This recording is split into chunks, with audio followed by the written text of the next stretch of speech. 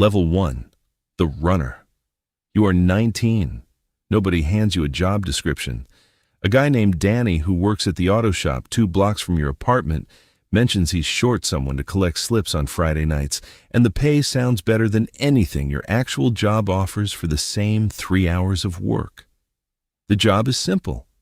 You walk a route, a barbershop, a diner, the back room of a bar that closes at 2, collecting folded pieces of paper with names, numbers, and cash clipped to them. You don't set the odds. You don't know who runs the numbers upstream. You know Danny, and Danny knows someone named Ray, and that's as far up the chain as your knowledge is ever supposed to go. You get paid a flat cut per collection, in cash, no questions asked on either end. 3 months in, your route has grown from 4 stops to 11. You've started remembering which bettors are good for it, and which ones stall on Fridays, information nobody asked you to track, but that turns out to matter more than anything else you do. Runners are the entry point of every illegal book. The most numerous, the easiest to replace, the last people anyone upstream actually worries about protecting. This video is for educational and storytelling purposes only, walking through how these operations function and how they eventually fall apart. Level 2. The Bookie. You are 23. Danny retires. Not dramatically, just quietly moving to Florida. And Ray asks if you want to run your own book instead of collecting for someone else's. You say yes before you've fully thought through what saying yes means. Now the risk is yours. You set the lines, you take the bets, and if too many people win on the same Sunday, the loss comes out of your pocket, not Ray's. You learn fast that bookmaking isn't really about predicting games. It's about balancing action so both sides of a bet are roughly even, so you profit off the vig regardless of who wins. A bettor named Marcus goes on a run that costs you $4,000 in a single weekend, and you understand for the first time that this job has actual downside, not just upside you'd been imagining. You start using a wire, a shared line where multiple bookies pool information to move risk off your book when one side gets too heavy. That's the first time you talk to anyone outside your own small operation, and it's also the first time you register that this thing you're running is connected to something considerably larger than a guy with a notebook. Level 3. The Wire Room Operator. You are 27. Ray offers you a different kind of job. Not running your own book, but managing the wire room that a dozen bookies like the one you used to be call into every day.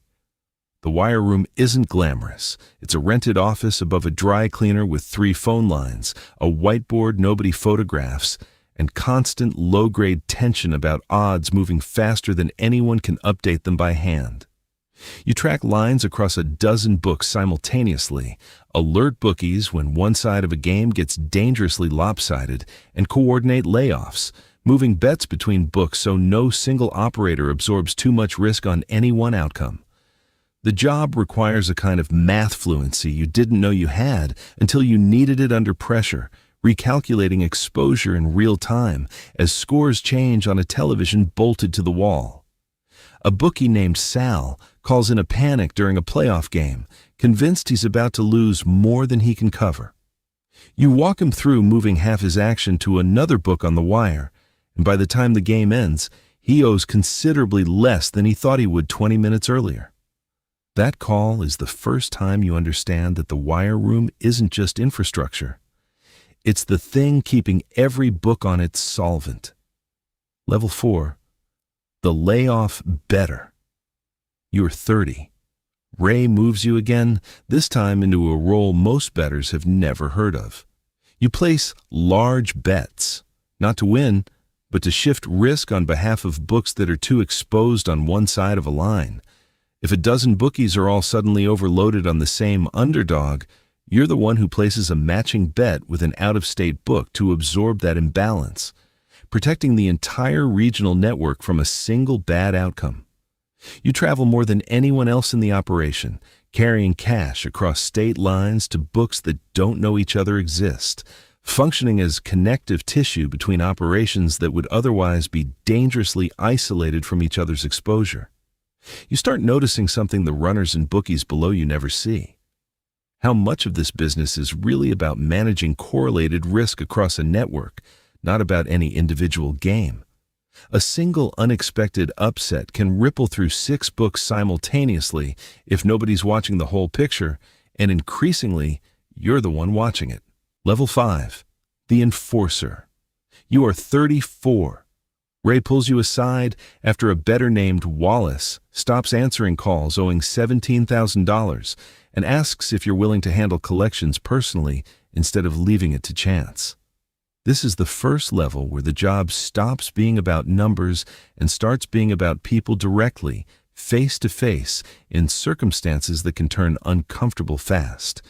You visit Wallace at his house on a Tuesday evening, not with violence, but with the specific, calm pressure of someone who clearly isn't leaving without either money or a real plan.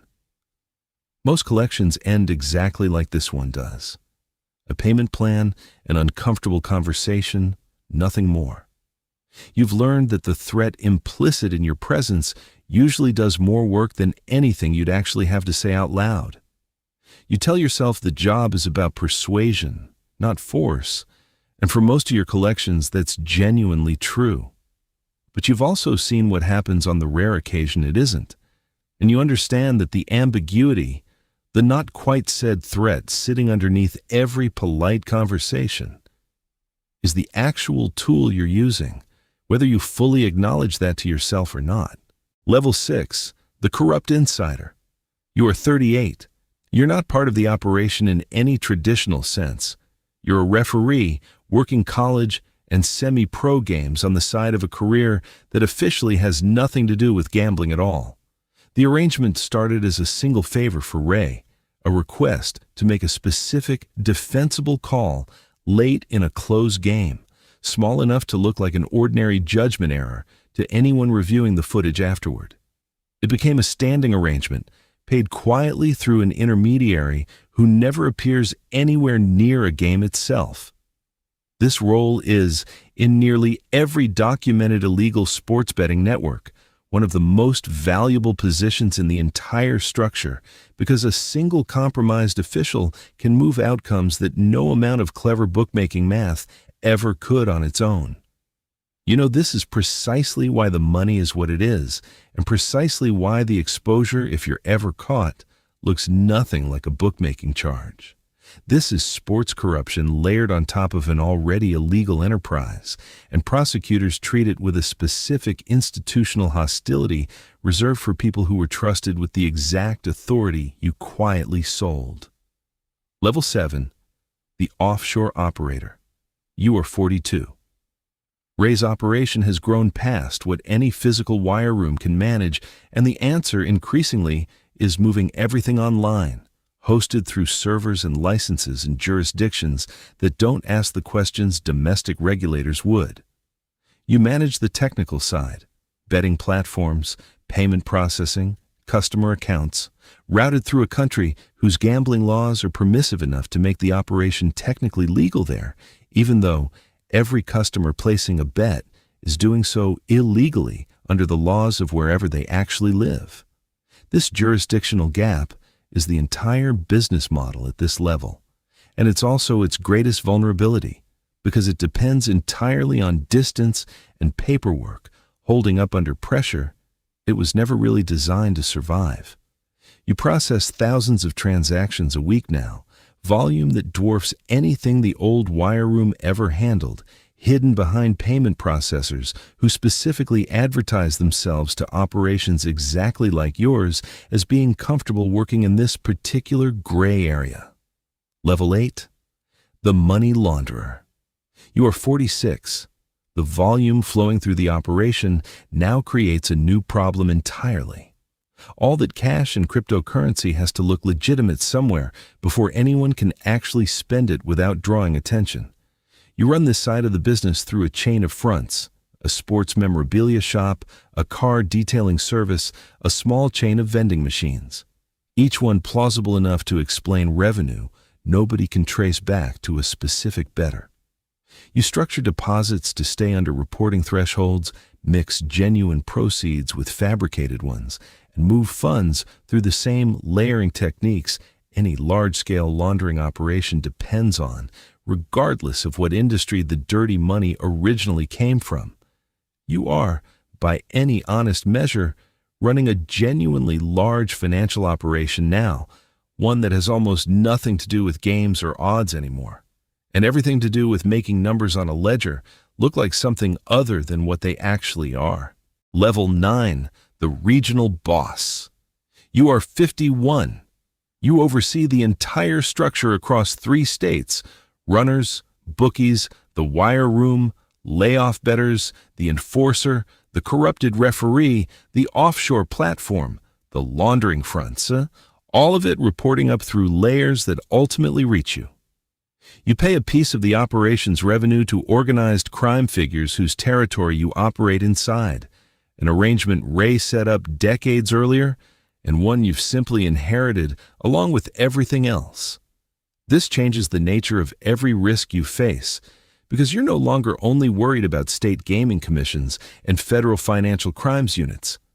You're managing a relationship with people who could dismantle your entire operation in an afternoon if they decided it was worth more to them absorbed than left independent. A regional boss 2 territories over is indicted the same year, his entire structure exposed within weeks through cooperating witnesses lower in his own hierarchy. You spend the following months auditing every person who reports to you, rebuilding communication protocols from scratch, because what ended his operation wasn't a technical failure. It was people below him deciding loyalty had a price they were no longer willing to pay for free. Level 10, how it actually unravels. Every level of this operation, from a 19-year-old collecting folded slips outside a barbershop to a 51-year-old managing a laundering network spanning 3 states, depends on the same underlying vulnerability. Money that starts illegal has to explain itself somewhere, to some institution in some jurisdiction, eventually. Federal financial crimes units, state gaming commissions, and sports integrity investigators exist specifically to cross-reference exactly the kind of pattern this operation generates. Suspicious transactions at the laundering fronts, unusual betting patterns tied to specific games, wire transfers that don't match any legitimate business's expected volume. A single flag deposit looks unremarkable in isolation. The same deposit cross-referenced against 40 others across multiple states over several years starts to reveal a structure that was always there, waiting for someone with access to enough pieces at once. Most of these cases take years to build for exactly this reason. The individual steps are each, by design, unremarkable enough to survive scrutiny on their own. What eventually convicts an operation like this isn't ever one transaction.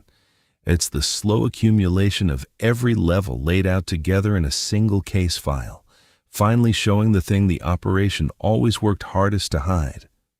If this changed how you see what's actually running behind a friendly local bookie, drop the next topic you want broken down in the comments.